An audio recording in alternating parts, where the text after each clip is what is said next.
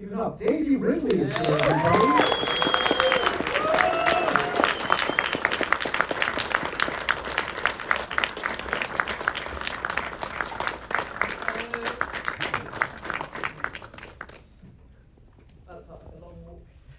They sustained the applause though. That means they love you.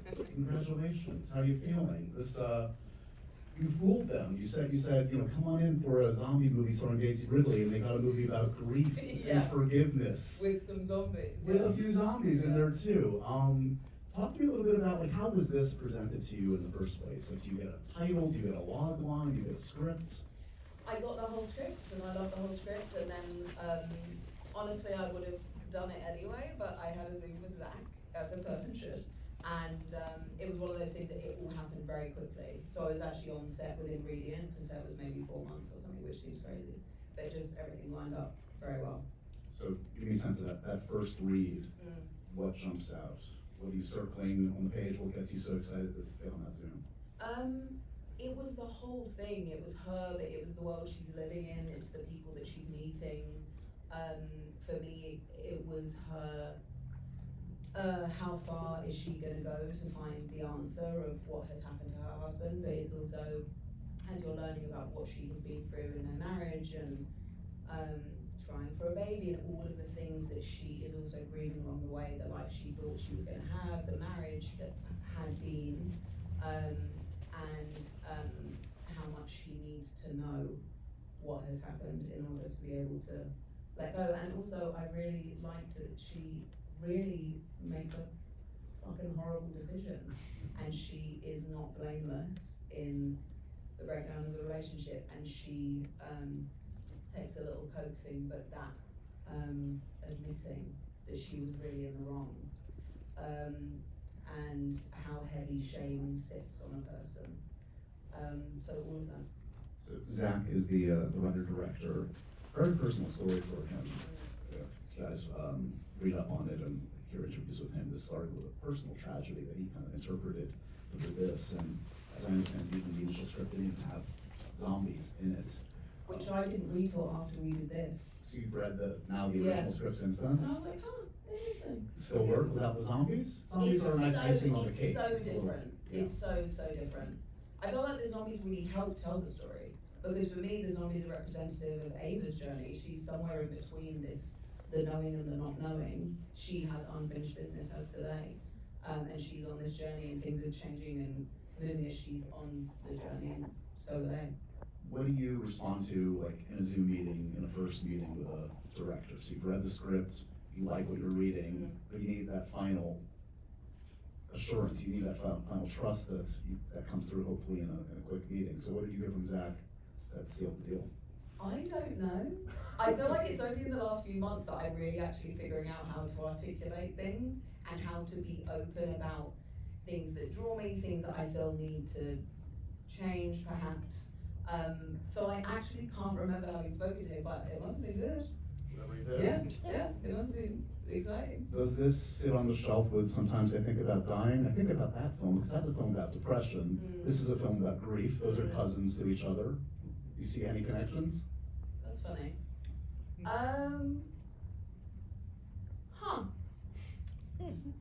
I don't know, because playing Fran, it didn't feel too sad, you know?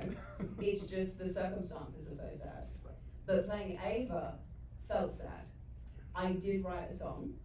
Sad Ava song. Sad Ava. Let's hear it. Sad Ava. And then I rhymed it with some happiness she craves, yeah? And then there were 2 other lines that I can't remember. But every day I was like, poor Ava, but I was having such a good time making it. It's so weird, it was such a happy shoot, it's just, she's so sad. So, yeah, how does that, you say you were having a happy time making it, is that literally in between shots, or when you get back to the hotel, you're just like feeling energized? No, in between shots, we're having a great time. The scene where we break into the op shop, which is an Australian term for the charity shop thing, me and Brendan switched accents because we were like, that's funny. And I was Australian and he was like, we were just, and it wasn't like we felt very playful. It felt really playful and sort of easy. The crew was so wonderful, the cast was so wonderful. It was just it was really such a lovely experience.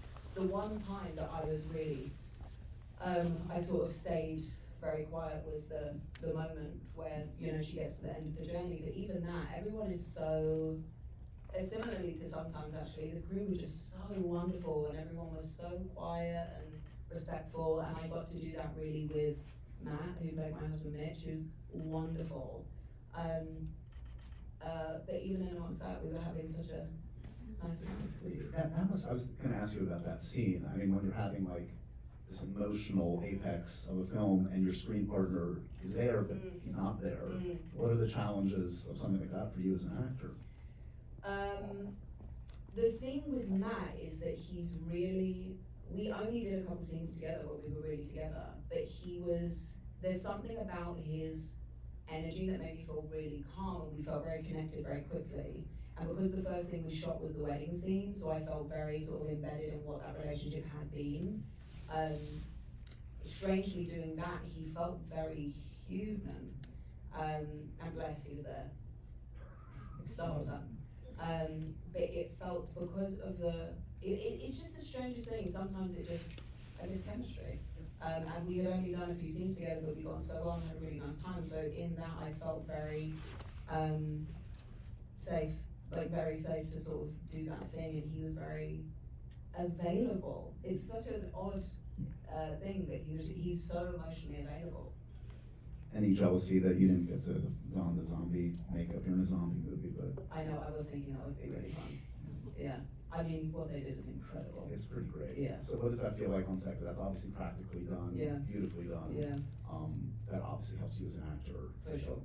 When I'm being run at by a man who runs at 300 miles, I've never seen someone run faster in my life. That was scary. Doing the adrenaline was so high, literally trying to scramble away from someone. Because of course it's not real, but it feels real. Yeah. And trying to get over and under and in this bus. And then he has this incredible makeup and the contacts and all of it. Yeah, it helps with the fear. Were the clicks, the sounds, was that on set or was that post thing? So the actors playing the zombies were doing the whole shebang. So there was a version of that sound you could hear, and then the sound design was added. The one other thing I want to hit upon is, I mean, I love your screen partners in this and the chemistry you do have with all of them. You mentioned Brenton, and there's such a different energy in your scenes with him, and the actor, I want to get his name right because he's excellent. Mark Cole-Smith. Oh, amazing. Is fantastic. He plays Riley, the officer, the military guy. I mean, that's a whole like mini film in and of itself. Yeah. It felt like a mini film doing it. So I had been to South by for Magpie, and so they were able to shut the production for a few days, which was wonderful. And it took me 40 hours to get to Austin, and I was there for maybe 48 hours, and then I flew back, and it took me 30 hours because I wasn't as delayed on the way back. And we started shooting that the next day, and I was panicked. And it was a night shoot, so at least there was a little bit of coming back down to earth. But it was such a weird, filming that sequence felt like such a different thing from everything else. And Mark is incredible. He was properly scary. And there was something so sort of,